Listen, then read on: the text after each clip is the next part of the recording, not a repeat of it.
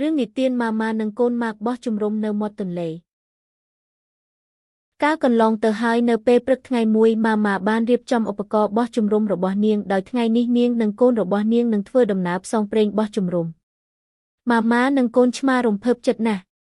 ជាមួយដំណើរកម្សាន្តលើកនេះម៉ាក់បានដើរតាមម៉ាក់របស់គេយ៉ាងអន្ទះសារពួកគេបានដើរតាមផ្លូវដ៏សុខសាន្តហ៊ុំព័ទ្ធដោយរុក្ខជាតិមានមេអំបៅនិងសំឡេងបក្សីផងដែរមួយសន្ទុះក្រោយមកពួកគេបានដើរទៅដល់ទន្លេដ៏ស្ងប់ស្ងាត់មួយពេលនោះម៉ាម៉ាបានជួយកូនរបស់នាងរៀបចំតង់ចម្រុះពណ៌នៅមាត់ទន្លេនៅពេលនោះតែម្ដងក្រោយពេលបោះជំរំរួចពួកគេបានយកកម្រាលទន់ៗមកធ្វើជាកន្លែងអង្គុយកម្សាន្តឥឡូវនេះដល់ពេលចាប់ត្រីសាមុនហើយម៉ាម៉ាហុចដងប្របកតូចមួយឲ្យទៅម៉ាក់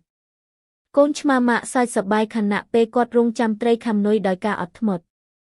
ម៉ាម៉ាចាប់ត្រីសាមុនយ៉ាងប៉ិនប្រសប់ហើយញញឹមដោយមោទនភាព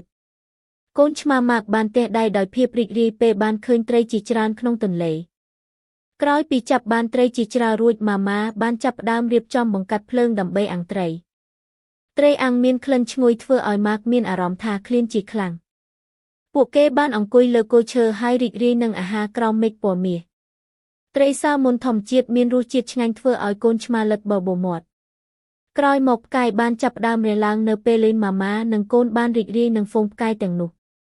ម៉ាម៉ាបាននិទានរឿងឲ្យកូនរបស់នាងស្ដាប់មុនពេលចូលគេងផងដែរ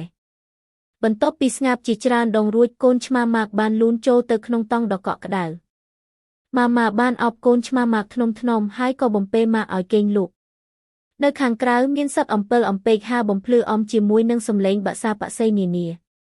នៅយប់នោះដោយពួកគេពេញដោយត្រីសាមុនពួកគេបានដេកលក់យ៉ាងសុខសាន្តក្នុងចិត្តពោពេញដោយក្តីស្រឡាញ់